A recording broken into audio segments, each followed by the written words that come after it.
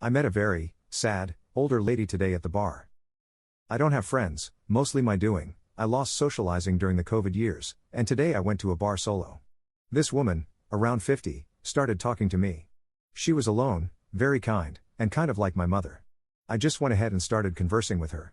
I'm not social, but I do have that snooping gene in me. If someone wants to talk, I will listen. She started talking about how her husband cheated on her, how he didn't even make enough money to be worthy of cheating, and how she waited for her kids to go to college before divorcing him. She said she didn't get anything in the divorce because her husband made less money than her. She gave me advice to never marry anyone who makes more than me because no man can let that ego part go. How a man values his life through how much he can provide. She then talked about how she has a weird relationship with the city. How it doesn't make sense to be old here. How she moved up the ladder to a partner. Number 40-year-old should be living here. How exhausting it is, and how despite making decent money, you always have to work harder and harder. She also started talking about how suburbs are boring and how the city is too much. She told me her major regret was that she never got the opportunity to find what she liked. How she feels sad about getting older and the loneliness that comes with it. She then went on to yap about how it sucks being a woman. No one wants to be with her. How men only want women for sex. How she is trying to find God but can't get herself to believe in any of it. At one point I tried to buy the next round, IPAs, and she flat out said she just wants to talk and I should save money. Then she bought us Moscow mules. I never say no to free liquor. It became sad as she talked about how she drinks wine to sleep. How her kids don't talk to her as much as they used to. How no one wants her anymore on this planet. If she died, no one would care. I tried to change the conversation to restaurants, and she then told me about how travel has become useless. How all cities have the same corporate stores. She talked about how Zara and H&M are everywhere in all city centers across the world. I asked her what I should do at my current stage of life, and she advised me to take more chances, make mistakes, and find something I love before getting married.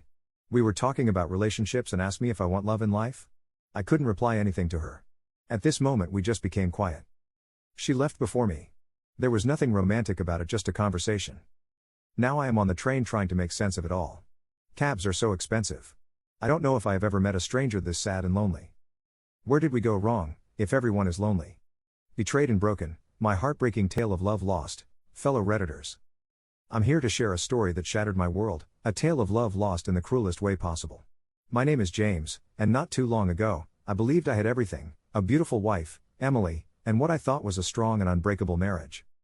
Life had a way of blurring the lines between love and routine, pushing us further apart. My endless work hours to provide for our future unintentionally distanced me from Emily. Little did I know, that distance became a void she sought to fill elsewhere. I noticed the shifts in her behavior, late nights at work, distant conversations, and an unspoken tension between us. Yet, I was oblivious to the impending storm brewing beneath the surface of our seemingly serene life. It all came crashing down like a house of cards on an evening that haunts my every moment. Returning early from a business trip, I heard whispers seeping from our bedroom. My heart raced with dread as I pushed open the door, only to find Emily wrapped in the arms of another man. The air froze, time stood still, and I stood there, a silent witness to my own heartache. The betrayal etched in their expressions seared into my memory, leaving a scar that may never fade. We confronted each other in that moment of devastating truth. She struggled to explain, but her words were as hollow as the promises we once made. There was no mending what lay shattered before us, the trust, the love, everything was irreparably broken. I made the painful decision to walk away, to salvage what little remained of my shattered dignity. It's been a long, agonizing journey since that day, navigating the turmoil of emotions, the haunting echoes of our lost love, and the heavy burden of a broken heart. I share this not for sympathy but as a testament to the power of betrayal and the heartache it inflicts. To those who believe in love's invincibility, remember that sometimes, even the strongest bonds can fracture beyond repair. For now, I tread the lonely path of healing, piecing together fragments of my soul, hoping someday to rebuild a heart that once believed in forever. Thank you for lending an ear to a shattered soul. James. Sorry to hear it, my guy. I really am. Don't let it break you. Don't get stuck in your head about it. Don't let it keep you from whatever love might come next. Unspoken feelings at the bus stop. I live in a big city, and I take a bus to go to school. A month ago, I left my home earlier than usual for the first time. While waiting for the bus, I met a girl. I never thought that leaving my house early in the morning would let me see the prettiest girl in town. She usually comes to the bus station at 7 a.m., but I used to wake up at that time. Now, I wake up at 6:30 a.m. just to see her again. I quickly pack my things and wait for her at the bus station, even skipping buses I should be taking. Sometimes, I don't meet her because she might have taken another bus or didn't go out at all. I try to talk to her, but I never can. There's something that stops me every time. Sometimes, she takes a different bus, and even though I shouldn't be on that bus, I take it just to be near her. But while I'm on the bus, I just stare at her beautiful eyes and do nothing. I always miss the opportunity to talk to her. I'm an introverted guy and have never really talked to girls in real life, except for my classmates. I don't know how to start a conversation or keep it going. I also have social anxiety.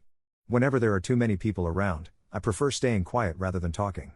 This holds me back from talking to her because I only meet her in public places. If I describe her appearance, she looks a bit younger than me. I don't know her exact age, but she's probably 1 or 2 years younger. I've seen her eyes up close once when we were in a packed metro.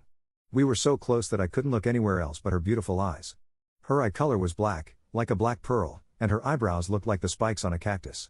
She's magnificent, and I think I'm in love with her. When I saw her for the first time, it felt like everything else in the world disappeared, and it was just me and her. She also wears glasses, which makes her look even more attractive. I'm so in love with her.